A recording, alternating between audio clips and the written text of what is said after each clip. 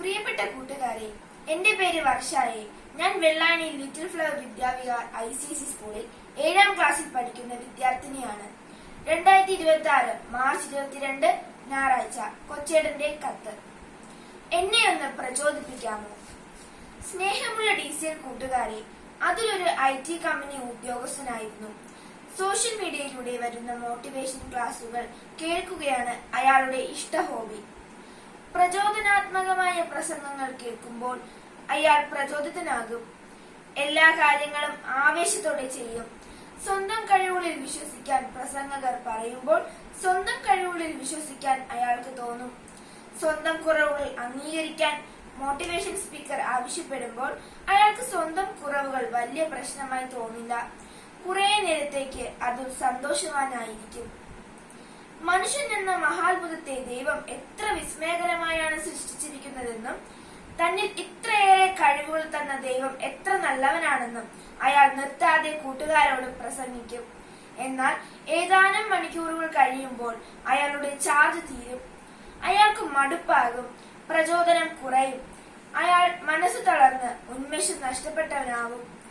ഒരു ദിവസം അയാൾ തന്റെ 4-5 കൂട്ടുകാരെ വിളിച്ചുകൂട്ടി. അവരോട് തന്റെ മാനസിക സംഘർഷങ്ങൾ പങ്കുവച്ചു. താൻ വല്ലാതെ മടുത്തുവെന്നും ഈ ജോലി മാത്രമല്ല, ഈ മൊരഞ്ഞ ജീവിതം പോലും തുടരാൻ താല്പര്യമില്ലെന്നും അയാൾ പറഞ്ഞു.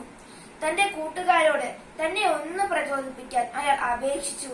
എന്നെ വീണ്ടും വീണ്ടും പ്രചോദിപ്പിക്കൂ എന്നയാൾ കെഞ്ചിക്കൊണ്ടേയിരുന്നു. ഉടനെ തന്നെ അയാൾ കൂട്ടുകാർ എല്ലാവരും കൂടി അതുൽ മാന്യനാണ്, മിടുക്കനാണ്, മഹാനാണ് തുടങ്ങി അയാളുടെ നിരവധി നന്മകൾ പറയാൻ തുടങ്ങി. അയാൾക്കത് സന്തോഷമായി. അപ്പോൾ കൂട്ടത്തിൽ ഒരാൾ എണീറ്റ് പറഞ്ഞു, അതുൽ, ഈ മനോഭാവം മാറ്റണം. നിങ്ങൾ എന്തിനാണ് എപ്പോഴും ഇങ്ങനെ മറ്റുള്ളവരുടെ പ്രശംസകളെയും പ്രചോദന വാക്കുകളെയും കൊതിക്കുന്നത്? ഇത് നല്ല സ്വഭാവമല്ല. കാരണം എപ്പോഴും നമ്മുടെ ചുറ്റും നമ്മെ പ്രചോദിപ്പിക്കാനും ആരും ഉണ്ടാകുന്നില്ല. പരിഹാരം ഒന്നേ ഉള്ളൂ, സ്വയം പ്രചോദിപ്പിക്കുക. ആരും പ്രചോദിപ്പിക്കാത്തത് കൊണ്ട് ഞാൻ ഒന്നും ചെയ്യുന്നില്ല എന്ന് പറയുന്നവൻ വിഡ്ഢിയാണ്. കാരണം നമ്മൾ നന്നാകണമെന്നതും നമ്മൾ വിജയിക്കണമെന്നതും മറ്റാരുടെയും അത്യാവശ്യമല്ല, അത് നമ്മുടെ മാത്രം ലക്ഷ്യമാണ്. കൂട്ടുകാരെ, നമ്മൾ പലരും ഇങ്ങനെയല്ലേ?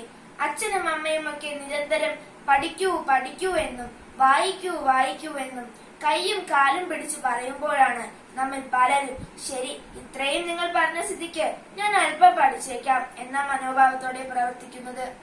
നമുക്ക് വേണ്ടത് സ്വയം പ്രചോദിപ്പിക്കാനുള്ള കഴിവാണ്. അതിന് സ്വയം അറിയുകയാണ് ആദ്യ പടി.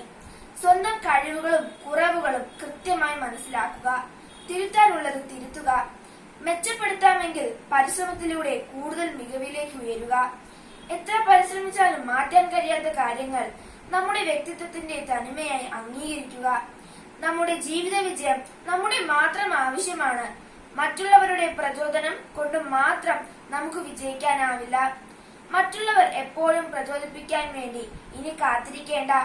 സ്വയം പ്രചോദിപ്പിച്ച് ഓരോ സാഹചര്യത്തെയും അതിജീവിച്ചിട്ടുള്ളവരാണ് ജീവിതത്തിൽ അത്ഭുതങ്ങൾ ചെയ്തിട്ടുള്ളത്. അതിനാൽ ആവേശത്തോടെ നമുക്ക് ജീവിതത്തെ ആശ്ലേഷിക്കാം. ആഹ്ലാദത്തോടെ അത്യാധ്വാനം ചെയ്യാം. ആസ്വദിച്ച് വിജയിക്കാം.